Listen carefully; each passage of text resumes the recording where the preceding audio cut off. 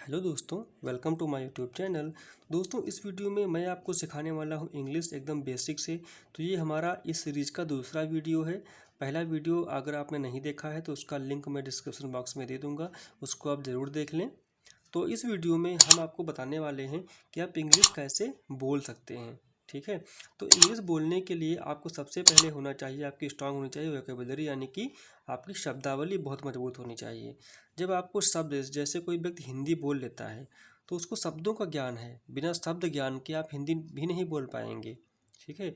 अब चूंकि हिंदी ये भारत देश की क्या है, मातृभाषा है अधिकतर लोगों की। तो हम बचपन से बच्चा चाहे जिस भाषा क्षेत्र में वो रह रहा है, चाहे अगर वो पंजाब में रह रहा है तो पंजाबी बोलेगा, अगर वो उत्तर प्रदेश में रह रहा है तो हिंदी बोलेगा। ठीक है। तो अगर वो कोई बच्चा विदेश में रहता है, इंग्लैंड में रहता है या अमेरिका में रहता है, तो वहाँ पे क्या मदर टंग क्या है उनकी, इंग्लिश है, तो वहाँ का बच्चा इंग्लिश बोलता है। तो कोई भी बच्चा जो बचपन से ही जिस माहौल में जिस घर में रह रहा है, वहाँ की भाषा क्या है, लोग डेली अपने बातचीत में किस लैंग्वेज का प्रयोग कर रहे हैं, उस पर भी बच्चे डिपेंड करेगा कि बच्चा हमारा क्या बोलेगा। क्योंकि बच्चा जो सुनेगा वही वो बोलता है। बच्चों जो छोटे बच्चे होते हैं वो दूसरों की बातों को सुनते हैं और वो शब्द अपने माइंड में उनको फिक्स हो जाता है, फिर वो ही शब्दों को वो अपनी भाषा में बोलते हैं। तो इंग्लिश भी इसी प्रकार से अगर आपको सीखना है तो सबसे पहले आपको जो डेली लाइफ में आप शब्द सुन रहे हैं, कहीं देख रहे हैं, कोई बोल रहा है, तो आप उन शब्दों को पहले आप उनको सीखिए कि उनको इंग्लिश में क्या कहते हैं। आप अपने आसपास दिखने वाली चीज़ों के नाम इंग्लिश में याद रखें। यानी कि जिस भी माहौल में आप रह रहे हैं, जो आपके आसपास में चीज़ें दिख रही हैं, उनको इंग्लिश में क्या कहते हैं। रोज़ बोले जाने वाले शब्द को इंग्लिश में बोलने का प्रयास करना है। ठीक है। जैसे पंखा, सभी घर में पंखा होता है। चाय, पेन, कुर्सी, कुत्ता, साइकिल, सड़क, दरवाज़ा, घर, फल, सब्जी, जानवर, बर्तन आदि।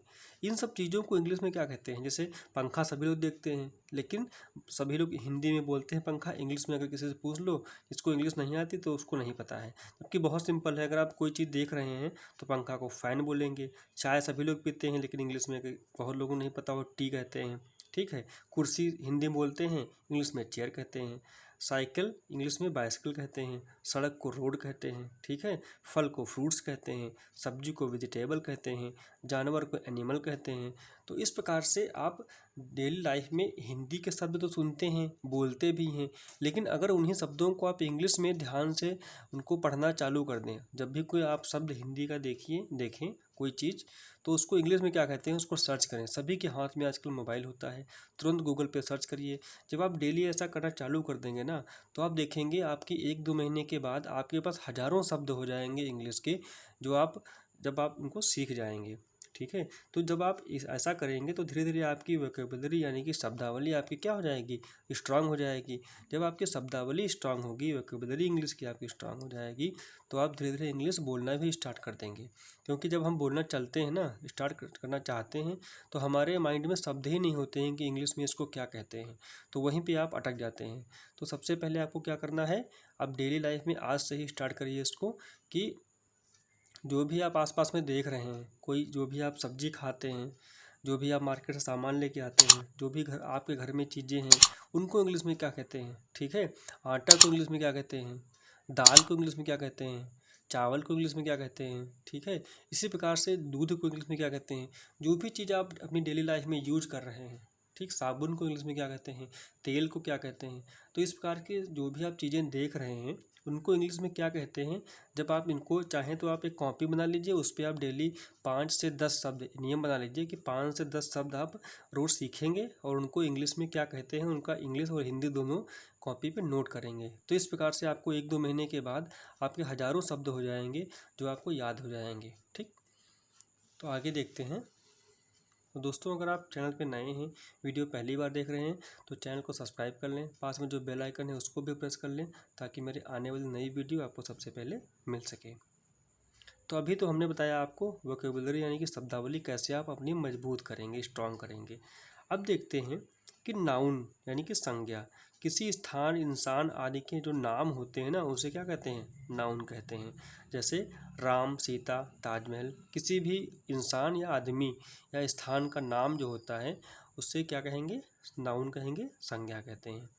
अब आते हैं प्रोनाउन पे। प्रोनाउन यानी कि सर्वनाम। अब नाउन के स्थान पे जो शब्द यूज किए जाते हैं उन्हें क्या कहते हैं, प्रोनाउन कहते हैं, यानी कि सर्वनाम कहते हैं। जैसे आई, आई यहाँ पे क्या है, आई माने क्या होता है, मैं। अगर मैं अपना नाम नहीं लिखना चाहता हूँ कहीं पे तो क्या मैं उसकी जगह पे आई लिख सकता हूँ। मी, मुझे, माई, मेरा, ठीक है।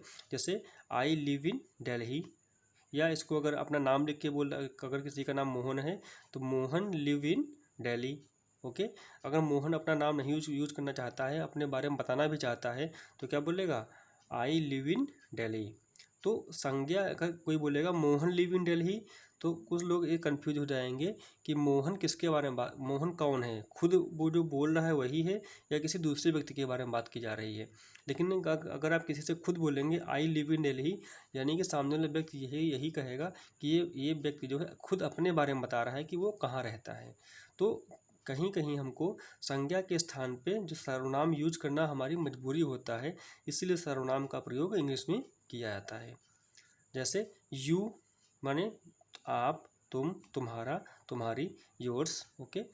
तो आप सर्वनाम का प्रयोग जब आपने वाक्य प्रयोग में करेंगे, ट्रांसलेशन में करेंगे, तो आप बहुत अच्छे से, अगर आप सर्वनाम का जानते हैं तो आपका ट्रांसलेशन काफ़ी स्ट्रांग हो जाएगा। और प्रोनाउन और एग्जांपल देखिए, ही माने वह, सी माने वह। अब ही किसके लिए आता है, अगर मेल है यानी कि जेंट्स है, ठीक है, कोई आदमी है उसके लिए क्या आएगा, वह आएगा ही। अगर कोई लेडीज़ है, फीमेल है तो उसके लिए सी यूज करते हैं, ठीक। इट माने वह, हिम माने उसका या उससे, हिज माने उसका, हर माने उससे या उसकी, और इट्स माने उसका। तो दोस्तों ये आपको वीडियो कैसा लगा कमेंट सेक्शन में ज़रूर बताएं। और अगर अभी आपका कोई डाउट है तो आप कमेंट सेक्शन में पूछ सकते हैं। अगर वीडियो पसंद आया है तो वीडियो को एक लाइक कर दें, और चैनल पे नए हैं तो प्लीज़ चैनल को सब्सक्राइब कर लें। पास में जो बेल आइकन है उसको भी प्रेस कर दें ताकि मेरे आने वाली नई वीडियो का नोटिफिकेशन आपको सबसे पहले मिल सके। थैंक्स फॉर वॉचिंग, मिलते हैं नेक्स्ट वीडियो में। Bye bye and take care.